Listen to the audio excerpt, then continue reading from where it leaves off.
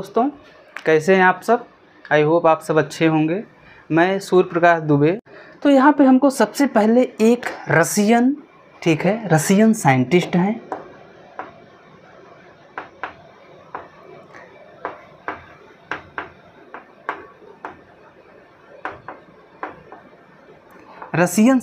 हैं, जो biochemistry field से बिलोंग करते हैं। मोस्ट पॉपुलर नेम है इनका, कॉम्पिटिटिव एग्जाम्स के लिए बहुत ही ज़्यादा इम्पोर्टेंट, AI ओपरिन, ठीक है। इन्होंने अबाउट 1924 में इन्होंने एक बुक लिखी, ठीक है। बुक का क्या नाम है? द ओरिजिन ऑफ लाइफ, ये बुक का नेम है। मोस्ट इम्पॉर्टेंट है ये नेम भी, ये बुक का नेम भी, यहाँ तक ये ईयर भी। कई बार एग्जाम में यही पूछ लेता है, ठीक है।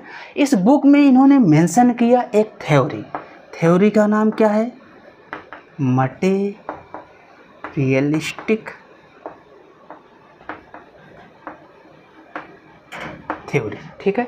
इस थ्योरी में इन्होंने ये कहा कि लाइफ की जो ओरिजिन है, ठीक है, वह केमिकल रिएक्शन के फलस्वरूप हुई है, केमिकल रिएक्शन के थ्रू हुई है, ठीक है। ये इस थ्योरी में इन्होंने कहा। आखिर इन्होंने ऐसा क्यों कहा? कुछ तो इन्होंने ऐसा देखा होगा। इन्होंने क्या देखा कि जो अर्थ इवॉल्व हुआ है, ठीक है, उस अर्थ पे इन्होंने देखा hydrogen, carbon, oxygen, nitrogen, phosphorus, sulphur, इन सब को इन्होंने देखा सेपरेटली, सारे एलिमेंट थे। लेकिन इन सब में जो मोस्ट पावरफुल एलिमेंट था वह क्या था? हाइड्रोजन, ठीक है।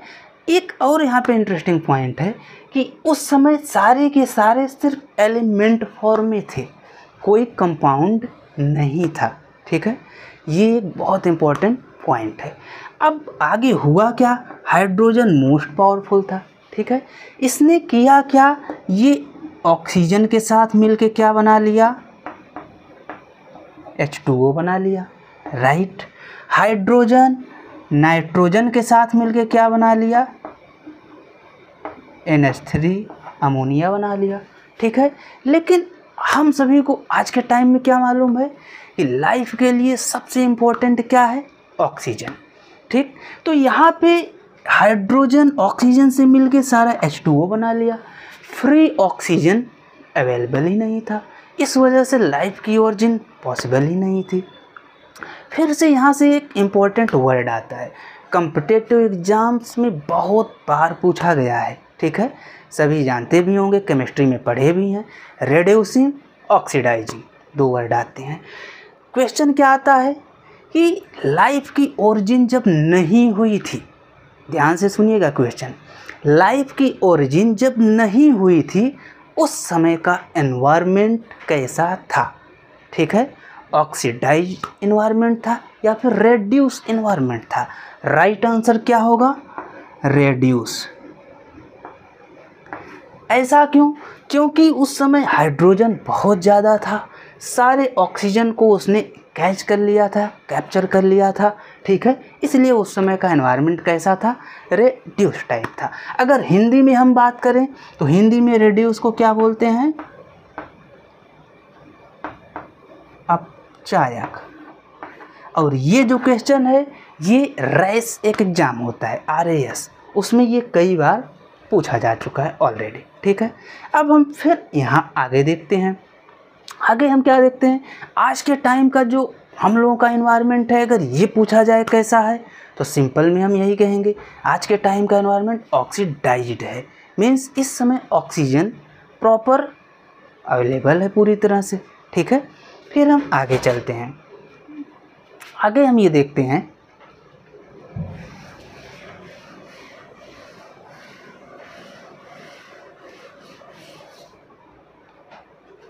ठीक है। आगे हमने क्या देखा कि इन्होंने ये कहा कि hydrogen, carbon, oxygen, nitrogen, phosphorus, sulphur, ये सारे एलिमेंट्स हैं, ठीक है। अब आगे ये चल के क्या बनाएंगे? कंपाउंड बना लिए, हमने ऐसा देखा भी, H2O बन गया, ठीक है, NH3 बन गया। ये सारे कंपाउंड्स हमारे बन गए हैं। अब आगे चल के इन्हीं में से कंपाउंड में क्या बना आपका, एमिनो एसिड बन गया, ठीक है। फिर आपके प्रोटीन्स बन गए अमीनो एसिड से, आपको सभी को मालूम है अमीनो एसिड से ही प्रोटीन बनता है, ओके। उसके बाद क्या बन गए,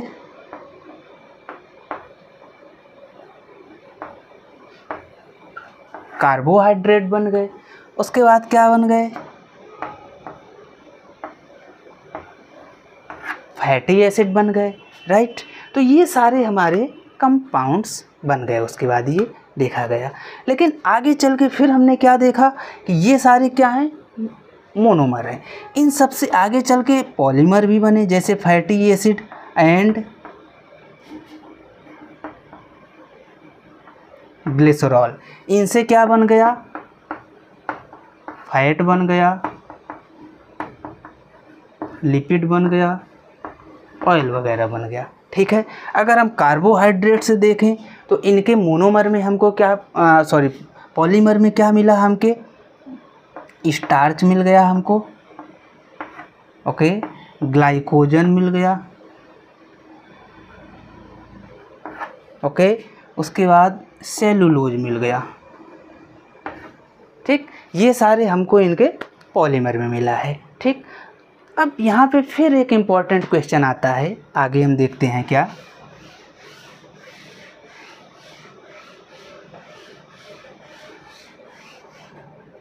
क्वेश्चन यहाँ पे आता है कि एक साइंटिस्ट हैं, ठीक है। कहाँ के साइंटिस्ट हैं, कभी कभी तो साइंटिस्ट का कंट्री ही पूछ लेता है, यूएस के साइंटिस्ट हैं। नेम क्या है, स्टैनले मिलर। इन्होंने 1955 में इन्होंने क्या किया, हाइड्रोजन लिया, H2O लिया, CH4 लिया, NH3 लिया, ठीक। इन चारों को उन्होंने presence of energy.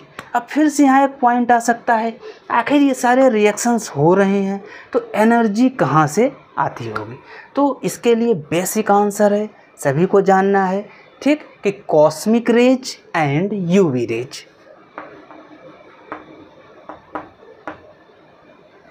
Cosmic rays and UV rays, इन सब से एनर्जी उस समय मिलती थी, प्रोवाइड होती थी। तो cosmic rays and UV rays, इन सब के प्रेजेंस में hydrogen, H2O, methane and ammonia, इन सब को उन्होंने एक ऐसा एक्सपेरिमेंटल सेटअप तैयार किया। इन चारों को उन्होंने उसमें क्या किया, इन चारों को उन्होंने उसमें डाल दिया। तो उनको क्या मिला, एक रेड कलर का एल्यूट मिला, ठीक है, रेड कलर का, ठीक, रेड कलर का एल्यूट उनको मिला। इसके बिहाफ में उन्होंने क्या कहा, उन्होंने जब इसको काफ़ी एनालाइज किया तो उनको एमिनो एसिड, प्रोटीन, कार्बोहाइड्रेट, यही सब फैटी एसिड, यही सब मिला। तो उन्होंने यही कहा, उन्होंने क्या कहा कि इन्हीं सब से आगे चल के प्रोटोप्लाज्म का फॉर्मेशन होता है। फिर आखिर मान लीजिए यहाँ पे हमको प्रोटोप्लाज्म मिल गया, ओके। तो इससे आगे चल के फिर क्या बन गया, एल्गी बन गया। आप सभी को मालूम है एल्गी यूनिसेलुलर होते हैं मोस्टली, ठीक है, और उनमें क्लोरोफिल भी होता है, फोटोसिंथेसिस करते हैं। और फोटोसिंथेसिस प्रोसेस से हमको सबसे इम्पोर्टेंट अगर कुछ मिलता है तो क्या मिलता है, ऑक्सीजन। और हम सभी को मालूम है कि लाइफ के लिए मोस्ट इम्पॉर्टेंट थिंग्स अगर कोई चाहिए, कोई गैस चाहिए, तो वह है आपका ऑक्सीजन। तो फाइनली एल्गी से जाके हमको ऑक्सीजन मिला। तो इस हिसाब से हम कह सकते हैं कि लाइफ की ओरिजिन का एक पूरा केमिकल रिएक्शन हमने देखा, केमिकल रिएक्शन पूरा, ठीक है। हमने AI ऑपरिन साहब को देखा, हमने स्टैनले मिलर को देखा कि उन्होंने एआई ऑपरेन की थ्योरी को कैसे प्रूव किया। ठीक है, तो फाइनली हमको जाके ऑक्सीजन मिला और हम ये समझ सके कि ऑक्सीजन के बिहाव पे ही लाइफ की ओरिजिन हुई है। मीन्स सेल्स हमको मिले हैं, प्रोटोप्लाज्म हमको मिला है। ठीक, अब हम कुछ क्वेश्चन देखते हैं इम्पोर्टेंट।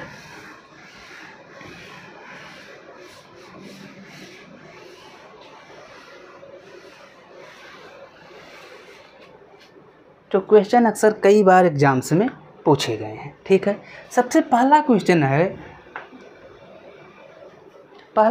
है यूनिवर्स के फॉर्मेशन में या फिर यूनिवर्स के लिए मोस्ट इम्पॉर्टेंट थिंग्स कौन कौन से थे यूनिवर्स के फॉर्मेशन के लिए। तो आपका राइट आंसर है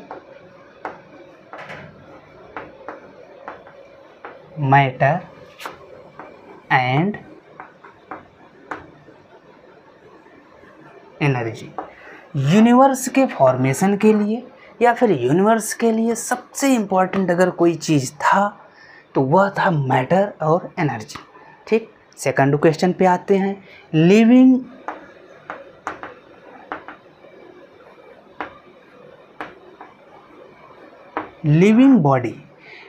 बॉडी के लिए कितने एलिमेंट्स की रिक्वायरमेंट होती है। I repeat again question, living body के लिए कितने एलिमेंट्स की रिक्वायरमेंट होती है। तो राइट आंसर है आपका 27 एलिमेंट्स। Right, 27 elements. ये क्वेश्चन आईएएस में पूछा जा चुका है, आईएएस का क्वेश्चन है। ठीक है, नेक्स्ट पे आते हैं क्वेश्चन पे। लिविंग बॉडी में 27 एलिमेंट्स हैं। राइट, इन 27 एलिमेंट्स में ऊपर के 4 मेजर एलिमेंट्स कौन कौन से हैं और उनका परसेंटेज कितना है। राइट, तो उनमें हम देखते हैं क्या ऑक्सीजन का परसेंट कितना है 65%। ओके, फिर अगर हम देखें कार्बन का परसेंट कितना है 16%। राइट, फिर अगर उसके बाद हम देखें हाइड्रोजन का परसेंट कितना है 9.5%। और लास्ट में हम क्या देखते हैं नाइट्रोजन का परसेंट है 3.3%। ये भी आईएएस प्री का क्वेश्चन है। आई रिपीट, लिविंग बॉडी में 27 एलिमेंट्स हैं। ठीक, इन 27 एलिमेंट्स में अपर 4 हमको कंसीडर यहाँ करना है जो कि क्वेश्चन में आया हुआ है। Oxygen 65%, carbon 16%, hydrogen 9.5%, nitrogen 3.3%। Right, फिर हम नेक्स्ट क्वेश्चन पे आते हैं। लिविंग बॉडी में आप सभी को मालूम है कुछ मैक्रो एलिमेंट होते हैं, कुछ माइक्रो एलिमेंट होते हैं। ये सारे के सारे मैक्रो हैं। ओके, लिविंग बॉडी में हमको ये यहाँ बताना है कि माइक्रो एलिमेंट कौन कौन से, फॉस्फोरस एंड कैल्शियम की अगर हम बात करें ये कितने होते हैं। ठीक, इनका परसेंटेज कितना होता है। मोस्ट इम्पॉर्टेंट क्वेश्चन है, यूपीपीसीएस प्री में पूछा जा चुका है। तो यहाँ पे हम देखते हैं कैल्शियम कितना है 1.5% एंड फास्फोरस कितना है 1%। ओके, ये सारे कुछ क्वेश्चन हैं जो लिविंग बॉडी से रिलेटेड हैं। फिर से हम आते हैं लिविंग बॉडी में। अब हमको ये बताना है कौन से एलिमेंट मिनरल्स ऐसे हैं जो हमेशा आयंस के फॉर्म में लिए जाते हैं। आई रिपीट, लिविंग बॉडी में ऐसे कौन से एलिमेंट्स मिनरल्स हैं जो ऑलवेज हमेशा आयंस के फॉर्म में अपटेक किए जाएंगे। तो आंसर है आपका पोटेशियम, मैग्नीशियम, कैल्शियम। ठीक है, ये ध्यान देना है, ये BPSC Bihar public service commission का क्वेश्चन है। ठीक, ये कुछ क्वेश्चन यहाँ से हैं।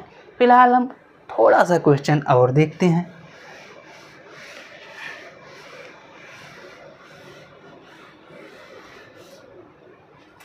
ओके, यहाँ पे हम क्वेश्चन में देखेंगे लिविंग बॉडी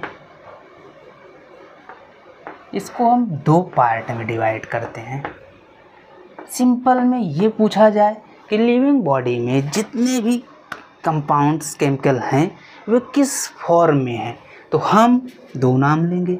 एक तो हम कहेंगे या तो वे ऑर्गेनिक कंपाउंड होंगे या तो वे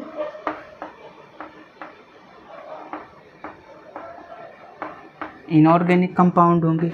ओके, अब अगर हम ऑर्गेनिक कंपाउंड की बात करें तो ऑर्गेनिक कंपाउंड में हमको ये देखना है कि यहाँ पे आपका आ गया क्या, प्रोटीन। ओके, फिर यहाँ पे आपका आ गया क्या, फैट, एंड देन आपका आ गया क्या,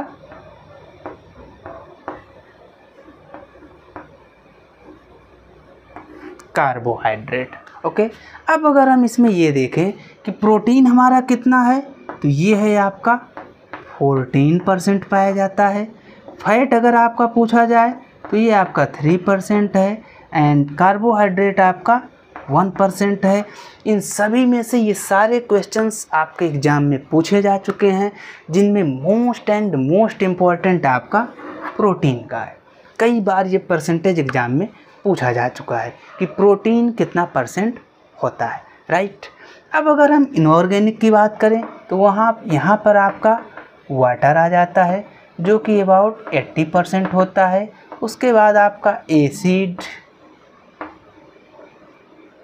बेस एंड सॉल्ट, ये सभी आपके अबाउट 1% होते हैं। ठीक, तो ये एक इंट्रो टाइप की हमने आज क्लास ली आप सबके सामने। ठीक है, इसमें अगर आप लोगों को किसी को भी कोई प्रॉब्लम हो तो कमेंट बॉक्स में मैसेज कर सकता है। ठीक है, एक छोटा सा जाते जाते बस ये बताना है कि कभी कभी हम देखते हैं कि एग्ज़ाम में बहुत बेसिक क्वेश्चन फादर पूछ लेता है। तो आप सबको ये मालूम होना चाहिए कि बायोलॉजी को हमने स्टार्टिंग में क्या किया था, दो पार्ट में डिवाइड किया था, एक जूलॉजी में एक बॉटनी में। तो अगर हम father of biology and zoology, इन दोनों के फादर की बात करें तो हम क्या देखते हैं, एरिस्टोटल। ठीक है, अब यहाँ पे छोटा क्या है, बॉटनी। अगर हम बॉटनी के फादर को देखें, क्या उनका नेम है, तो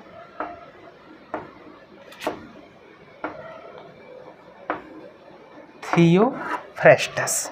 ठीक है, तो ये भी मालूम रहना चाहिए, कभी कभी बेसिकली यही क्वेश्चन पूछ लिया जाता है। तो ठीक है, थैंक यू।